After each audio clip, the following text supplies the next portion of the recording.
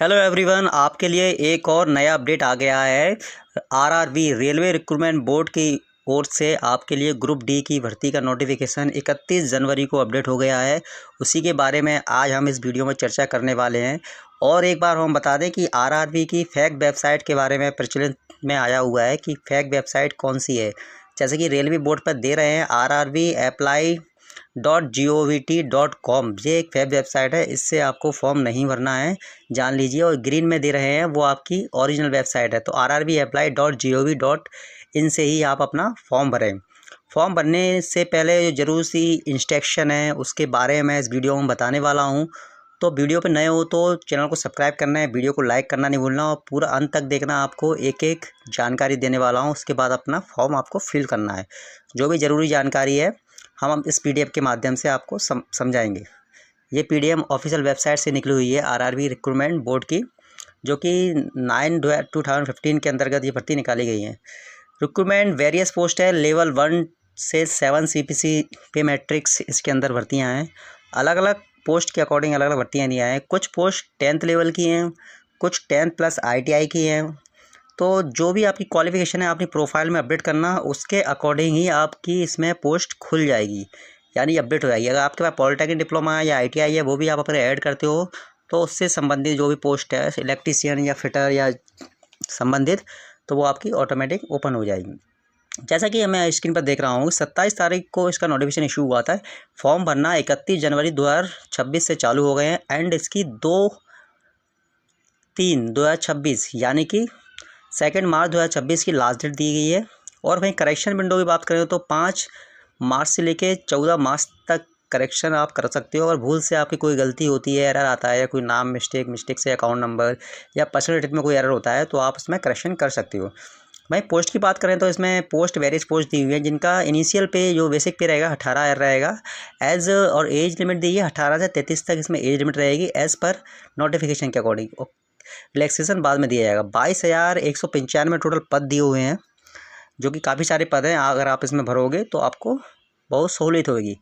1 जनवरी 2026 से age calculate की जाएगी, यानी कि 1 जनवरी 2026 तक आपकी जितनी एज हो रही है 18 से नीचे नहीं होनी चाहिए और 33 साल से ऊपर नहीं होना चाहिए।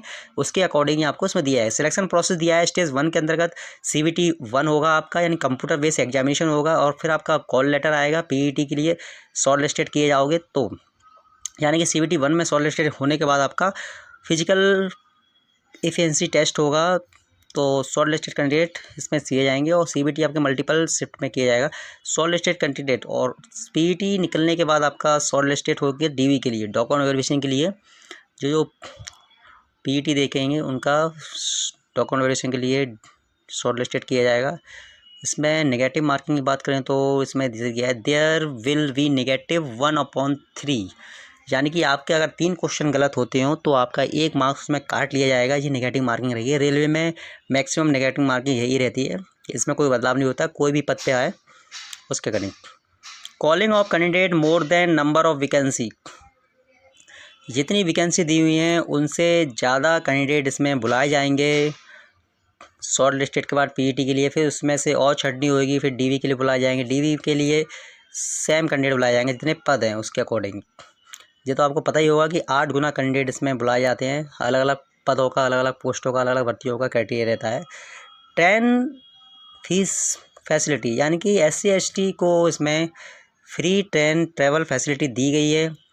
अगर आप CBT PET या DV के लिए कहीं आपका ज़िले से अदर ज़िले में सेंट्रल पड़ता है तो आप अपनी free train facility sleeper coach इसमें अप्लाई कर सकते हो। जहाँ से कॉल लेटर निकलेगा वहाँ से आप रेलवे स्टेशन या नियर बाय रेलवे से अपना टिकट इशू करवा सकते हो स्लीपर कोच का। जैसे कि इसमें 18 से 2 जनवरी 93 से 2 जनवरी 1990 के बीच का जन्म होना चाहिए OBC का, और जनरल का 93 का, और SC ST का 88 के जन्म वाले इसमें अप्लाई कर सकते हैं, यानी कि उनका 33 से ऊपर रिलैक्सेशन दिया है। यानी OBC को 3 साल का दिया है एंड SC ST को 5 साल का रिलैक्सेशन दिया हुआ है इसमें। और हैंडीकैप्ड या एक्स सर्विसमैन है तो उनके लिए अलग से रिलैक्सेशन रखा गया है। और भी कैटेगरियाँ हैं उनके लिए अलग अलग रिलैक्सेशन दिया है, तो आप नोटिफिकेशन में देख सकते हो। एजुकेशन क्वालिफिकेशन की बात करें तो उसमें दी हुई candidate must already have education technical qualification complete होना चाहिए उसकी। अनेक्चर ए के अकॉर्डिंग, यानी कि जैसे कि मैंने बताया आपको 10th पास, ITI, पॉलीटेक्निक, जो भी आपके पास क्वालिफ़िकेशन है या डिप्लोमा इंजीनियरिंग का, वो आप उसमें फ़ीड कर देंगे। उसके अकॉर्डिंग ही आपकी फॉर्म भरते समय आएंगे, पद खुले जाएंगे, वो पद अपने अकॉर्डिंग आप सिलेक्ट कर सकते हो उसमें। एग्जामिनेशन फ़ीस की बात करें तो इसमें 500 रुपये जो फ़ीस दी हुई है फॉर ऑल कैंडिडेट के लिए, ऑल अनरिजर्व कैंडिडेट के लिए 500 रुपये फ़ीस दी है, जिसमें से 400 आपके रिफंडेबल रहेंगे। उसके लिए आपका बैंक अकाउंट उसमें फ़ीड किया जाएगा फॉर्म भरते समय, तो जो बैंक अकाउंट आपका चालू है वो उसमें फ़ीड कर सकते हो, और 400 आपका एग्ज़ाम देने के बाद आपके अकाउंट में सफलतापूर्वक रिफंड कर दिया जाएगा कुछ समय बाद। रेलवे आपका अकाउंट इसीलिए लेता है। SC ST के लिए 250 दिया हुआ है, 250 रुपये दी हुई है। SC ST फीमेल के लिए 250 रुपये हैं, तो वो उनका अकाउंट में रिफंड हो जाएगा। फिलहाल आपका फॉर्म भरते समय डेबिट कार्ड नेट बैंकिंग के थ्रू इसमें पेमेंट कटेगा। मोड ऑफ प्रिपरेशन, जैसे कि आप बताया था मैंने कि ऑनलाइन डेबिट कार्ड कैसे पेमेंट कर सकते हो। EWS की कैटेगरी दी है, 50,000 से अगर इनकम कम है तो EVC में आप अप्लाई कर सकते हो, इकोनॉमिकल बैकवर्ड क्लास, यानी कि जिनकी 50,000 से कम इनकम होती है वो बाद में EVC का एक सर्टिफिकेट बना के प्रस्तुत कर सकते हैं। फ़िलहाल आप अपनी येस करके 50,000 से नीचे इनकम उसमें फिल कर सकते हैं। इससे भी फ़ीस आपकी कम हो सकती है। फ़िलहाल मतलब 250 रुपये, 500 ना पे करते हुए आप 250 रुपये पे कर सकते हो, लेकिन बाद में आपको EVC SDM द्वारा वेरीफाई करके एक सर्टिफिकेट प्रस्तुत करना होता है DV के वक्त। Refund of fees examination whose stage 1 यानी CBT स्टेज 1 अटेंड करने के बाद आप रिफंड और फीस एग्जामिनेशन के लिए एलिजिबल रहोगे। जैसे कि मैंने बताया था, आपको फॉर्म भरते हो तो आपको एक स्टेज आपको देना है CBT 1, उसके बाद ही आपका रिफंड रहेगा। वर्टिकल रिजर्वेशन दिया हुआ है, there a providing vertical reservation SC ST के लिए दिया हुआ है, अदर SC ST OBC के लिए वर्टिकल रिजर्वेशन दिया है। यानी कि आप अगर नीचे की कैटेगरी में एलिजिबल नहीं रहते हो तो आपको जनरल कैटेगरी में डाल दिया जाएगा, या फिर कोई डॉक्यूमेंट बाय मिस्टेक आप प्रस्तुत नहीं कर पाते हो तो आपको जनरल कैटेगरी के अकॉर्डिंग काउंट किया जाएगा। जैसे कि या EVC प्रस्तुत ना करना है, EWS या OBC या SC ST का सर्टिफिकेट प्रस्तुत ना करने पर आपको जनरल कैटेगरी में काउंट किया जाएगा। वर्टिकल रिजर्वेशन का मतलब यही होता है, तो आप कंफ्यूज ना रहिए।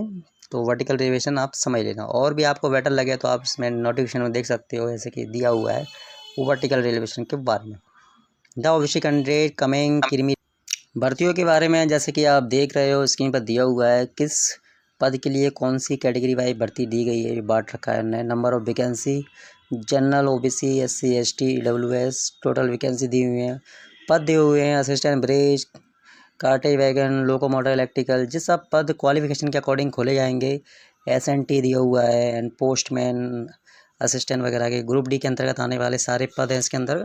कुछ ITI से हैं, कुछ पॉलिटेक्निक डिप्लोमा से हैं, कुछ सिंपल टेंथ से दिए हुए हैं।